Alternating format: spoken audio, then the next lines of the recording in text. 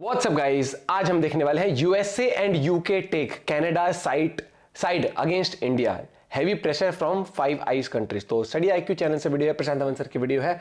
अब देखते हैं भैया, यूएसए भी और यूके भी उसी की तरफ हो गए, कनाडा की तरफ। सबूत तो नहीं दे रहे, लेकिन देखते हैं वीडियो। 1 2 3 गो। नमस्कार, वेलकम टू स्टडी आईक्यू। मैं हूं प्रशांत धवन। देखिए, काफ़ी बार जियो पॉलिटिक्स में ऐसे इंस्टेंसेस आते हैं जब सभी पॉलिटिकल पार्टी सब कुछ छोड़कर केंद्र सरकार के पीछे खड़ी हो जाती है, क्योंकि देश के स्वाभिमान का प्रश्न होता है। आज के समय इंडिया ऐसी सिचुएशन को डील कर रहा है। कनाडा के साथ साथ कनाडा के जो अलाइड कंट्रीज हैं, अगेन मैं आपको बता चुका हूं 5 आइस कंट्रीज के बारे में, UK, US, Canada, Australia, New Zealand, इन सभी कंट्रीज का मिलकर एक बहुत ही इंपॉर्टेंट इंटेलिजेंस ग्रुप है 5 आइस। और आप देखोगे जियो पॉलिटिक्स में हमेशा ये पांचों देश एक दूसरे को सपोर्ट करेंगे। रीजन बहुत ही सिंपल है, यहाँ पर मेजॉरिटी पॉपुलेशन इंग्लिश स्पीकिंग है, एंग्लो पॉपुलेशन है, कल्चरली बहुत सिमिलर है। और जब बात आई चूज करने की कि कनाडा इंडिया के साथ गलत काम कर रहा है, देखो हमें ये बात बोलनी पड़ेगी, कनाडा ने कोई प्रॉपर सबूत प्रस्तुत नहीं किए, किसी कोर्ट में कोई जजमेंट नहीं आई, अपने आप ही। इवन कनाडा के जो प्राइम मिनिस्टर है ना, उनसे भी जब पूछा जाता है कि अभी भी 100% श्योर हो कि इंडियन गवर्नमेंट ने खालिस्तानियों पर अटैक करवाया है इन कनाडा, तो जवाब यही आता है, लगता तो यही है, प्रोबेबली ये ऐसा हुआ होगा। ये भी जब तक इस बात को लेकर श्योर नहीं है, तब भी इंडियन हाई कमिश्नर जो है कनाडा में, इनको टारगेट किया गया और भारत को इसका प्रॉपर जवाब देना पड़ा। हमने अपने डिप्लोमेट्स कनाडा से निकाल दिए, कनेडियन डिप्लोमेट्स को अपने देश से निकाल दिया। और अब क्वेश्चन यहाँ पर यह था कि इस पर्टिकुलर केस में यूएस, यूके समेत बाकी कंट्रीज किसका साथ देंगे।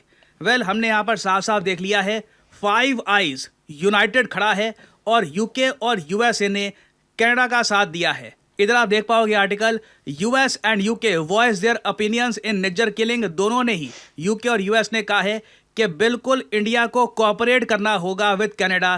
कनाडा के जो आरोप है ये बहुत ही सीरियस है। अब सीरियस क्या बोलूं, बिना किसी एविडेंस के, बिना किसी कोर्ट के रूलिंग के, खुल के ये भारत के होम मिनिस्टर का नाम ले रहे हैं, अजीत डोवाल का नाम ले रहे हैं। कह रहे हैं कि इंडियन जो डिप्लोमेट्स थे, ये लॉरेंस बिश्नोई जो इंडिया में जेल में है एक आदमी, इससे कोऑर्डिनेट करके कनाडा में जो खालिस्तानी एलिमेंट्स हैं उनको मरवा रहे हैं। तो जो इंडिया के साथ हो रहा है, दिस इज अनफेयर। और ये बात सिर्फ मैं नहीं कह रहा, आप देखोगे जो भी इंडिया की मेजर पॉलिटिकल पार्टीज हैं, सब लोग केंद्र सरकार के पीछे खड़े हो गए हैं। अभी इस वक्त कोई आप कह लीजिए पॉलिटिक्स नहीं हो रही। एक बार को आपको याद होगा, बालाकोट में बॉम्बिंग हुई या फिर सर्जिकल स्ट्राइक को लेकर काफी सवाल उठे थे, बट इस पर्टिकुलर केस में भारत पर बहुत ज्यादा ताकतवर देश आरोप लगा रहे हैं, बड़ा आरोप लगा रहे हैं, अनफेयर तरीके से इंडिया को टारगेट किया जा रहा है। तो सभी पॉलिटिकल पार्टीज ने गवर्नमेंट लाइन को यहां पर ले लिया है। इवन सीपीआईएम ने, communist party of India, Marxist ने भी ये कहा है कि ये बहुत ज्यादा कंसर्न है कि खालिस्तानी एलिमेंट्स कनाडा में ऑपरेट कर रहे हैं इंडिया के अगेंस्ट। तो इससे ही आप आज के समय समझ सकते हैं कि सिचुएशन कितनी ज़्यादा सीरियस है। और यहाँ पे आप देख पाओगे वीडियो मैथ्यू मिलर की, ये यूएस स्टेट गवर्नमेंट के स्पोक्समैन है। ये मैं आपको बता दूं, ये वीडियो जो है ना आज के समय चाइना, रशिया में वायरल हो चुकी है। वहाँ के जो लोग हैं, वहाँ पे जो राष्ट्रवादी हैं, देखो चाइना रशिया में भी कई लोग हैं, वो देखते हैं कि इंडिया यूएस के काफ़ी करीब जा रहा है, इंडिया यूएस पार्टनरशिप बिल्ड हो रही है। वो भी इस बात को लेकर काफ़ी हंस रहे हैं कि जब एक छोटा सा इशू भी सामने आया ना, अगेन मुझे यहाँ पर ये बोलना पड़ेगा, कनाडा के किसी भी कोर्ट ने कोई रूलिंग दी नहीं, उसके बिना भी यूएस ऐसी अंधी सपोर्ट दे रहा है कनाडा को। यूएस ने ये तक नहीं कहा कि कनाडा को ना रुक जाना चाहिए, पहले जो भी उनका एविडेंस है ये एक कोर्ट के प्रोसेस से गुजर जाने दो, एक जज को बोलने दो कि जो ये एविडेंस उसको दिख रहा है इसके हिसाब से ठीक है, एक ट्रायल दुनिया के सामने आए तो सही, उसके पहले ही ऐसी कमेंट्स करना ठीक नहीं होगा। बट यूएसए ने कंप्लीटली कहा है कि कनाडा के जो आरोप हैं ये बहुत ज़्यादा सीरियस हैं और इंडिया को कोऑपरेट करना होगा विद कनाडा। यहाँ पे आप देख पाओगे video. The allegations are extremely serious and they need to be taken seriously, and we wanted to see the government of India cooperate with Canada in its investigation. Obviously, they have not chosen that path. You say the allegations extremely serious. You mean the long-standing ones? Canada, yeah. The long-standing ones. Yes, I mean. yes, correct. So in terms of how India reacted overnight, or how they reacted yesterday to this, how do you feel about that, the withdrawal of, I mean, obviously Canada was kicked out, but how do you feel about how India is responding? I don't have any. ना यहाँ पे journalist ने ये पूछा कि Canadian diplomats को निकाल दिया इंडिया ने, उसके बारे में आप क्या कहना चाहोगे? यहाँ पे कहते हैं कि उसके बारे में देखिए मैं कुछ एक डायरेक्ट स्टेटमेंट नहीं दूंगा, मगर हम चाहते हैं कि इंडिया कनाडा के साथ कोऑपरेट करे। कनाडा के जो आरोप है बहुत ज़्यादा सीरियस है। एक क्लियरली यूएस ने खुद को पोजीशन कर दिया है कि इस इशू को लेकर ये कनाडा का समर्थन करेंगे।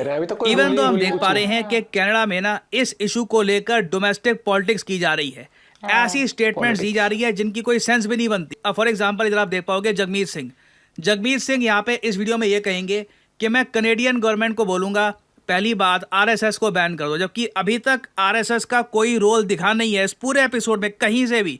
रैंडमली उन्होंने ये कह दिया कि आरएसएस को बैन कर दो, और भारत के जो भी डिप्लोमेट्स हैं सब पे कनेडियन गवर्नमेंट को लगाने चाहिए सैंक्शंस। ये जो क्लिप है ये सुनिए। We will also urge Canada to ban the RSS, which is a right-wing extremist militant group from India that has branches in other countries, including in Canada, that promotes violence and division.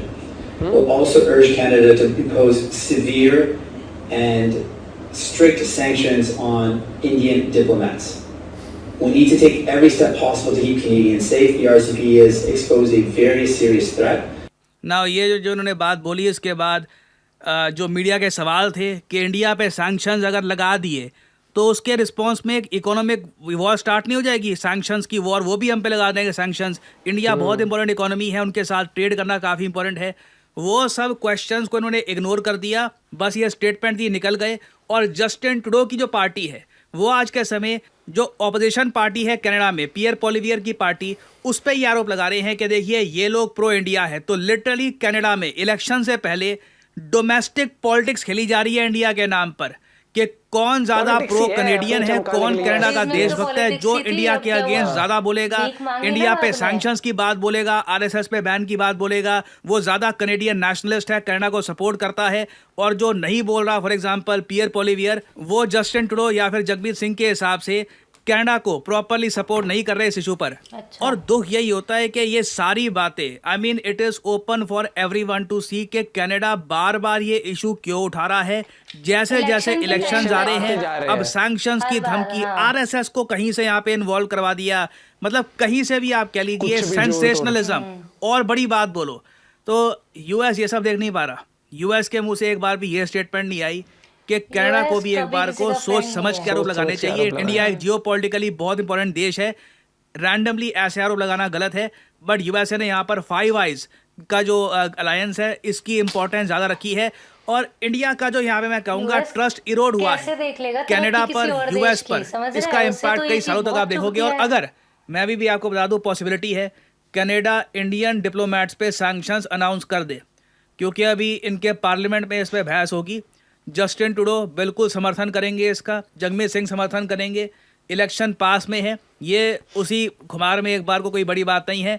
बड़ी mistake कर दे और कई सालों तक India Canada relations इससे ख़राब हो जाएंगे। और अगर आप सोच रहे हैं कि ये इशू खत्म होने वाला है, नहीं, जैसे जैसे कनेडियन इलेक्शंस पास आएंगे ये बहुत सारी उठपटांग हरकतें करेंगे। तो अनफॉर्चुनेटली बोलना पड़ेगा कनाडा इंडिया के रिलेशंस न्यूज़ में रहेंगे।